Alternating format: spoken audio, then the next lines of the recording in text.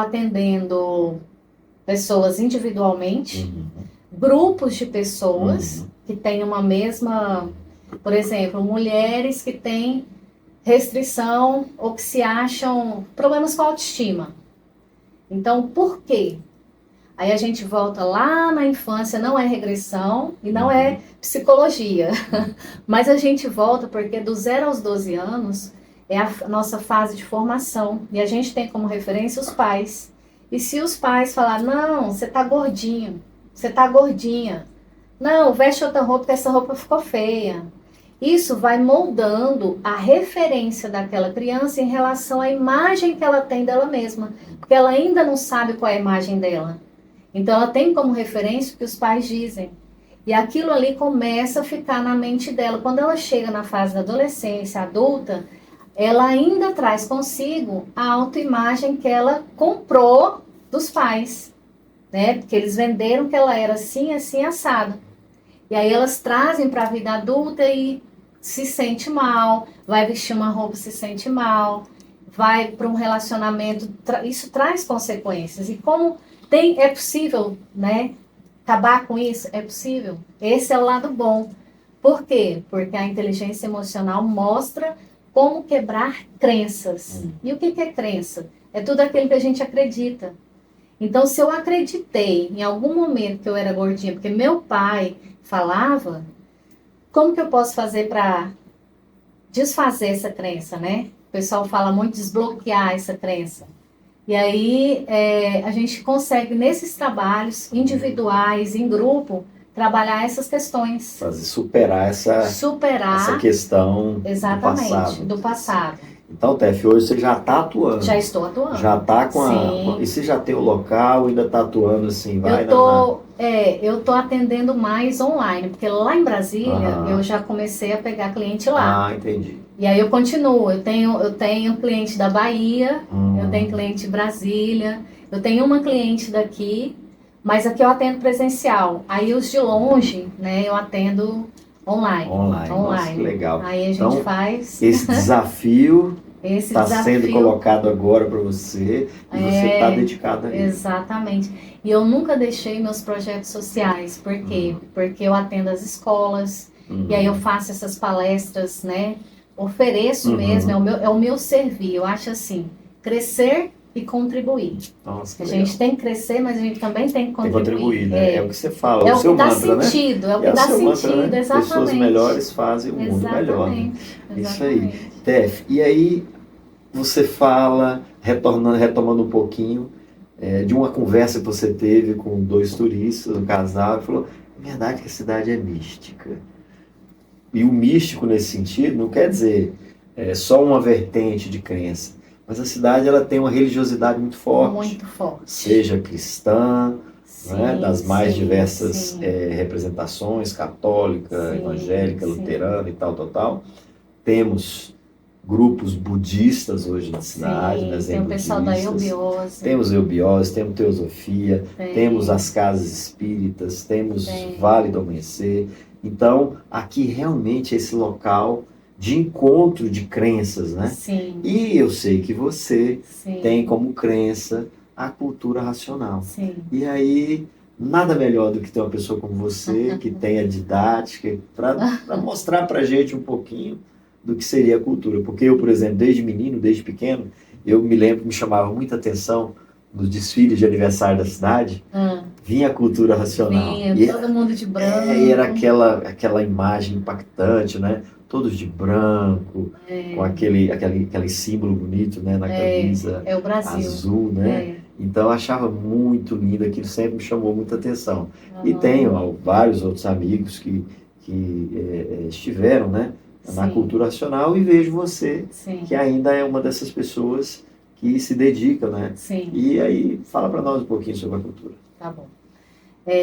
Só voltando um pouquinho, eu atendi um senhor da França, ele falou assim, olha, eu estou rodando, cheguei no Brasil, estou visitando no Brasil todos os pontos que eu estudo, ele é escritor, e de todos esses pontos, para mim, o mais importante era a visita aqui, para essa cidade. E aí a esposa dele ficava traduzindo, porque ela é brasileira, e aí ele falou que existem profecias, né? E ele estuda muito, ele traz muita parte profética, de que aqui no Ocidente existe um lugar que é o lugar que vai trazer uma manifestação para o mundo inteiro de algo muito bom, é profético. E que esse lugar estaria nas Américas. E que ele acredita, com os estudos dele, que tem muita relação com o Brasil. E existem outros estudos, né, que eu também faço esses estudos, eu adoro pesquisa, estudar, olhar, que falam mais ou menos a mesma coisa. Só que em se tratando de Brasil, a gente tem muitos estados que tem essa questão mística, mas Barra do Garças, ela tem um quê especial do ponto de vista energético. E a cultura racional, ela traz muito essa questão da energia. A cultura racional, ela é um conhecimento. Ela é um conhecimento. Ela é composta de 1000 volumes de conhecimento, de conteúdo. Agora eu vou te falar umas coisas que eu não sei se eu posso falar, se vai impactar, se não vai. Posso? Pode. Aqui é a hora da gente saber das coisas. Então vamos lá. O primeiro volume dele tá assim, de origem do mundo racional. Por quê? Porque existe um mundo que deu origem ao mundo que nós estamos. O mundo, não existe filho sem pai, né? Não existe o segundo sem o primeiro. E esse mundo, ele, na obra Universo em Desencanto, ela destrincha a forma como nós saímos do primeiro mundo e viemos parar aqui e traz todo um contexto de trajetória e traz todo o contexto da formação do mundo, das pessoas e das energias. Inclusive fala muito da questão do espiritismo. Por quê? O espiritismo ele é visto pela cultura racional como o primeiro passo para todos voltarem para o nosso mundo de origem. Porque o sofrimento e a morte são as duas coisas que são o mal da humanidade. Ninguém quer morrer e ninguém quer sofrer. O sofrimento e a morte é porque nós estamos fora do nosso estado natural. E o nosso estado natural é de energia pura, limpa e perfeita. Então, como nós estamos fora, é como se a gente fosse um peixe que tirou ele da água. Tirou ele da água, ele vai o quê? Sofrer, depois morrer. Então, é como se fosse nós. Por isso que nós temos uma centelha de vida. Ela é muito rápida. E a gente tem passagens pelos sábios, pelos astrólogos, né, pelos profetas antigos, de que ia existir um conhecimento que ia ser responsável pela redenção da humanidade. Que legal. Pela redenção significa libertação, né, salvação. Não é salvação assim, todos... Não, é no sentido de todos se conhecerem. O que é a premissa do Universo em Desencanto? Autoconhecimento. Quem és tu, que a ilusão é tanta, incapaz de definir o seu eu? Essas são as primeiras palavras, né, do Racional Superior da Terra, que é o autor dessa obra de 1000 volumes. 1000 volumes. 1000 Universo volumes. em Desencanto. Universo em Desencanto. Que legal. E aqui, Tef, há uma comunidade grande, né? Não, no Brasil inteiro. No Brasil, Bar, né? Bar, Agaços, sim, né? Sim, nós temos uma... A cultura racional, ela não é seita, não é doutrina, não tem reuniões, não tem agremiação, não tem nada nesse sentido. É assim, eu pego o livro da cultura racional e vou estudar. Existe uma energia contida ali que vai desenvolver o meu raciocínio, que é uma glândula, a glândula pineal. Ela é desenvolvida no momento do estudo da cultura racional. Dentro da glândula pineal existe uma energia que é a energia da nossa origem. Então, quando eu estou estudando, eu estou desenvolvendo essa energia. Porque a fase do pensamento e a fase da imaginação acabou em 1935. Nós estamos vivendo uma fase de transição, e nessa fase de transição vai continuar existindo liquidação moral, física e financeira, falência moral, física e financeira. Por quê? Porque é uma transição para a fase do terceiro milênio, que já está acontecendo de 35 para cá. E nessa fase é a fase da gente se conhecer. Por quê? Porque a civilização já está madura. Ela já entrou no auge dela. O que acontece com o fruto quando ele está maduro?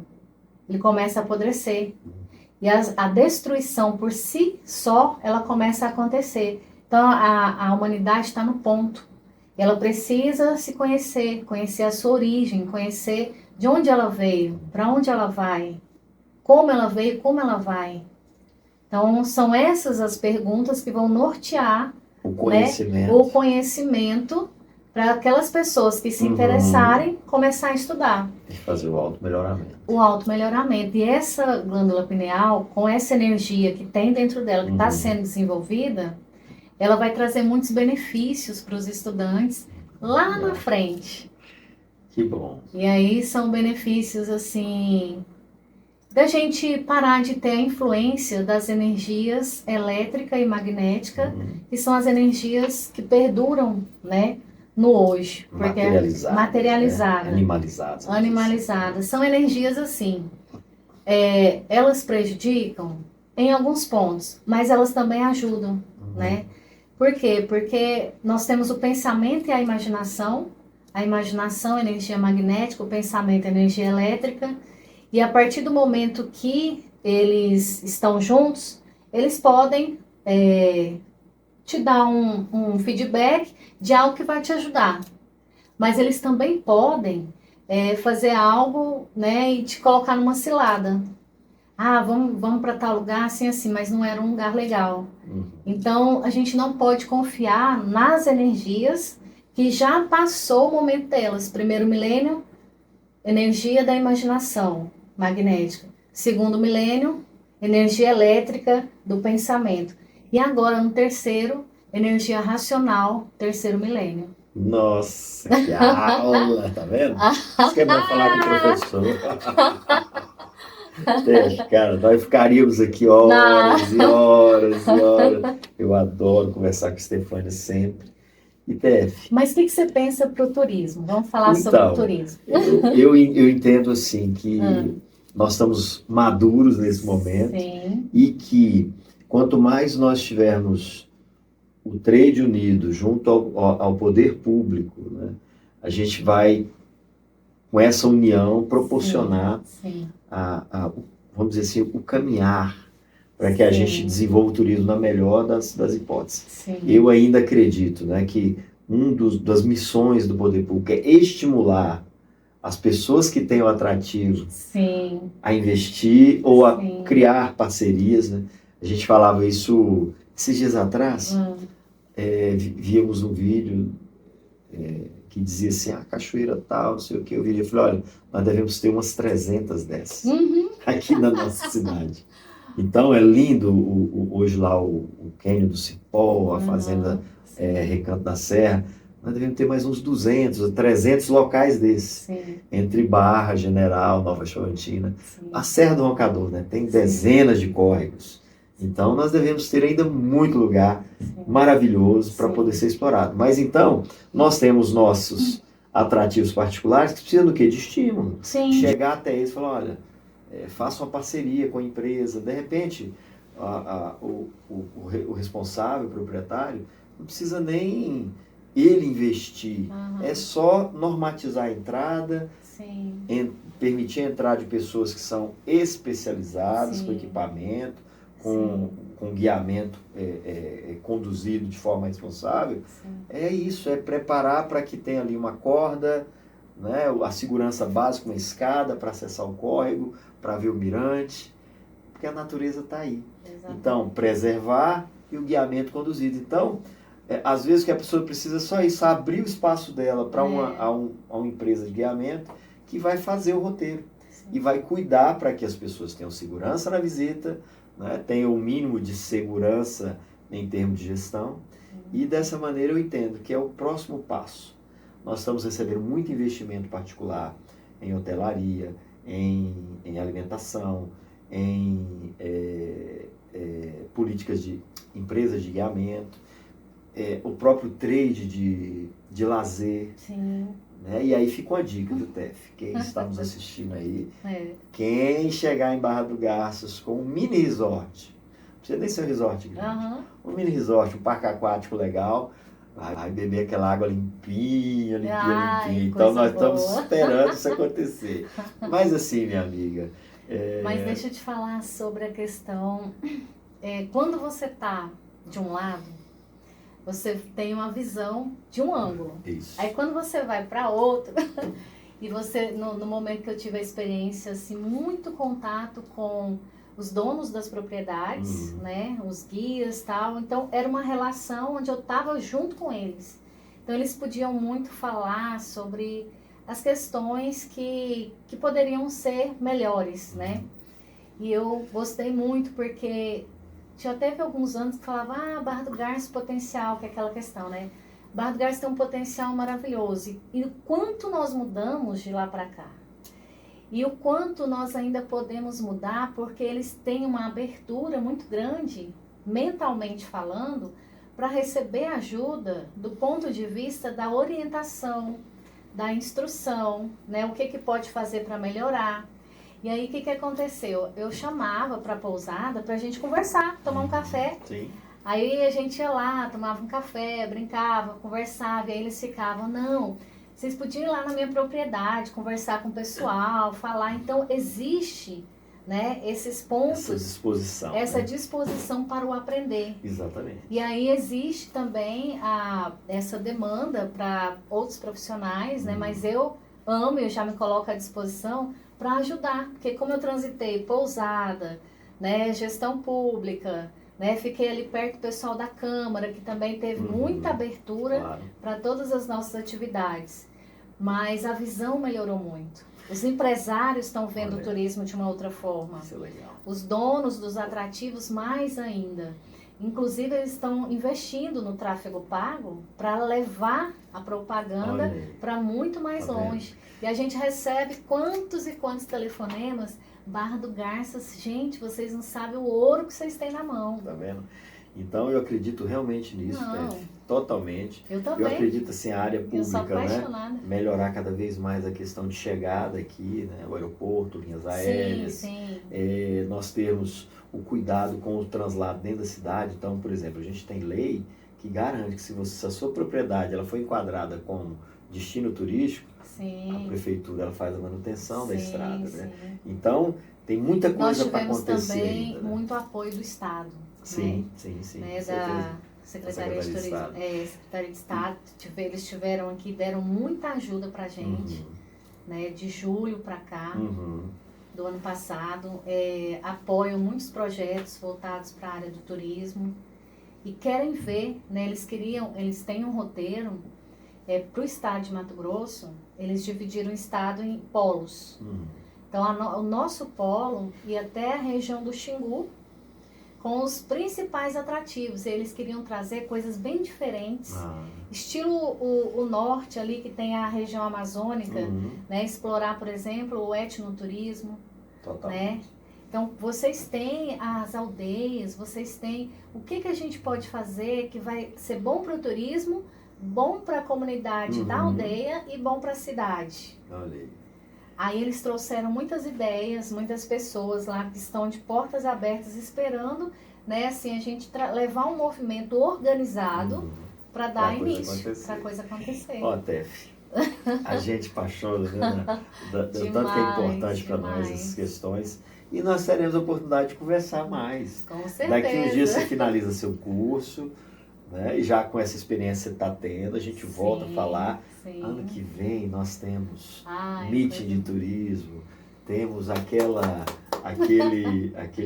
visita conduzida do trade. Tem muita coisa boa para acontecer e a gente vai estar junto, desenvolvendo muita coisa bacana. Então, deixa para nós aquele recado final maravilhoso. Gente, fiquei muito feliz de participar aqui. Como é que é? Bagascast? Bagascast. Bagascast. Os assuntos foram muito produtivos. Se vocês tiverem interesse em ajudar, em contribuir com essa área do turismo, né? Com essa área da educação, projetos sociais, voluntariados, desenvolvimento humano, só nos procurar, estamos à disposição. E é isso. Pessoas melhores, mundo melhor. Então, bora fazer agora pra gente, para fixar. Pessoas melhores, mundo melhor. Um abraço.